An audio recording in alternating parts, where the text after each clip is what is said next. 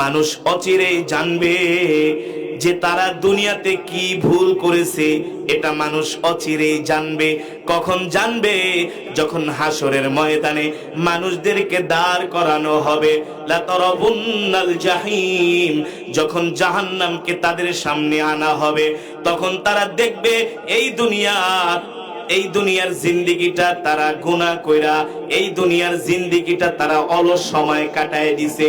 আল্লাহর ইবাদত করে নাই, আল্লাহর হুকুম মানে নাই, কোরআন তেলাওয়াত করে নাই, আল্লাহর জিকির করে নাই, রোজা করে নাই, হজ করে নাই, যাকাত দেয় নাই। তখন তারা এই ভুলের কারণে আঙ্গুল কামড়াবে, জাহান্নাম দেখা চিৎকার করবে। আল্লাহ বলে কোনো লাভ হবে না, কোনো লাভ হবে না।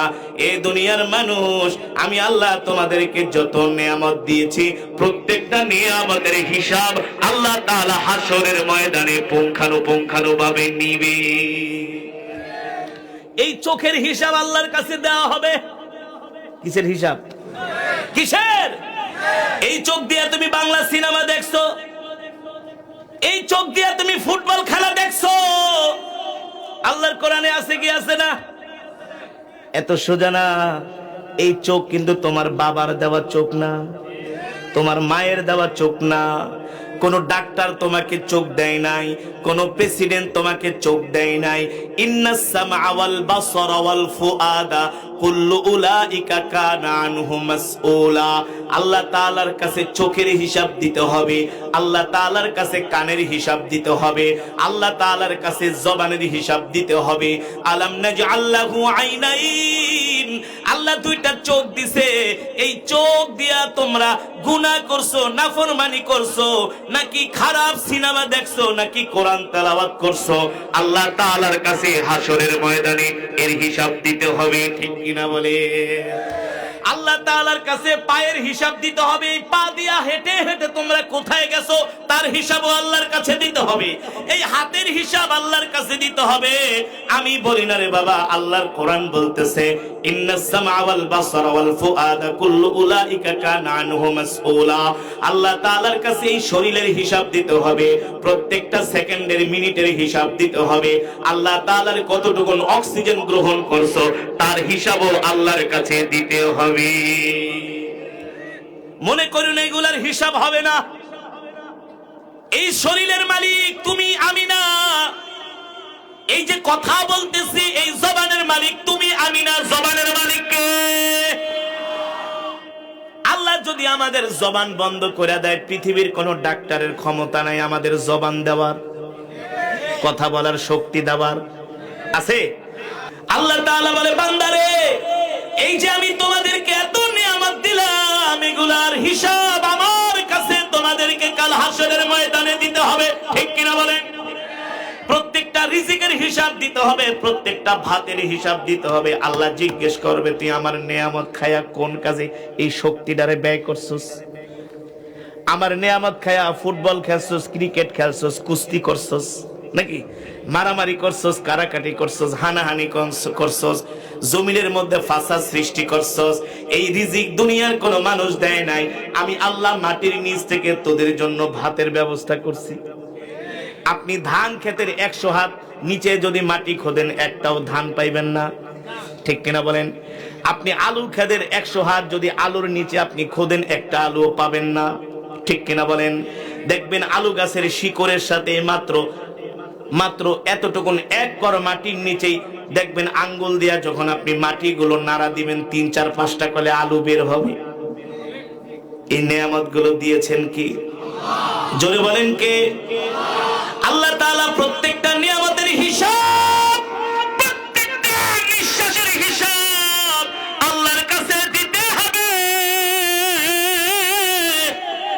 আল্লাহর নিয়ামতের হিসাব না দিয়া এক কদম সামনে বাড়ানো যাবে না। ঠিক কিনা বলেন? বিজ্ঞানীরা হিসাব করেছে প্রত্যেকটা মানুষ প্রতি মাসে 7 লক্ষ টাকার অক্সিজেন গ্রহণ করে। কত টাকা?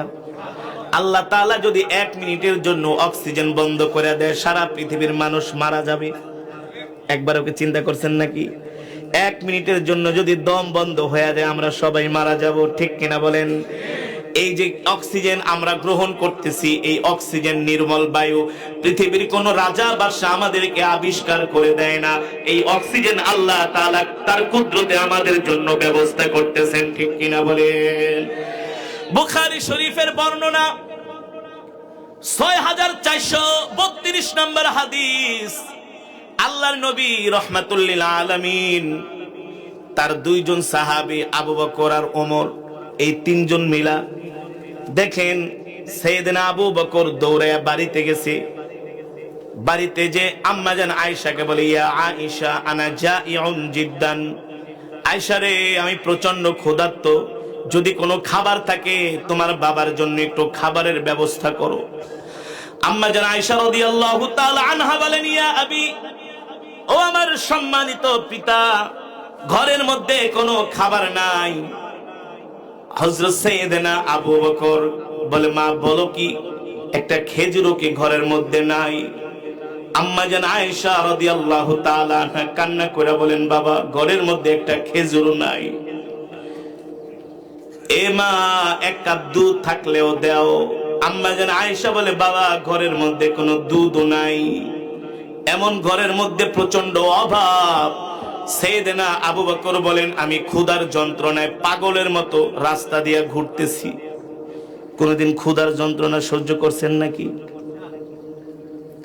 এমন ক্ষুধার যন্ত্রণা।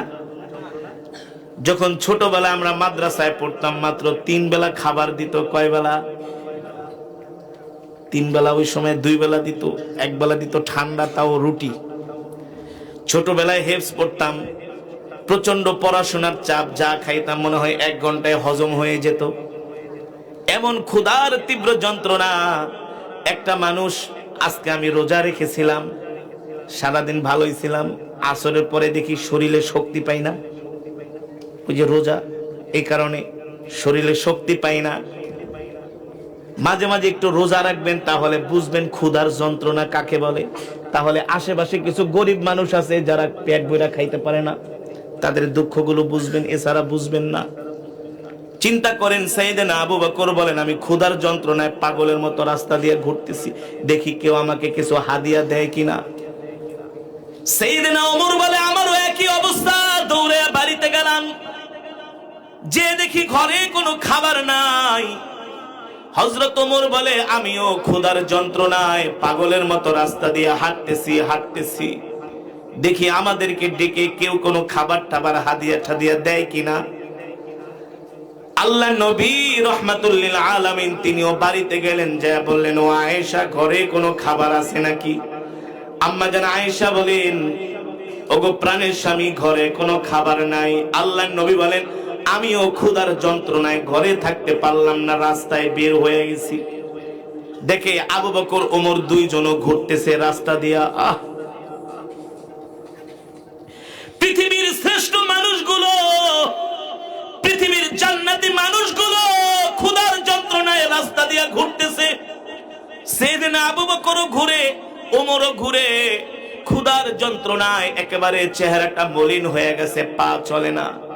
আল্লাহর নবীও ক্ষুধার যন্ত্রণায় রাস্তায় বের হয়ে গেছে। দুইজনের সাথে মুখামুখি দেখা। আবু বকর, ওমর, তোমরা রাস্তায় কেন? সাইয়েদনা আবু বকর ক্ষুধার যন্ত্রণায় কথা বলতে পারে না, ওমরও ক্ষুধার যন্ত্রণায় কথা বলতে পারে না।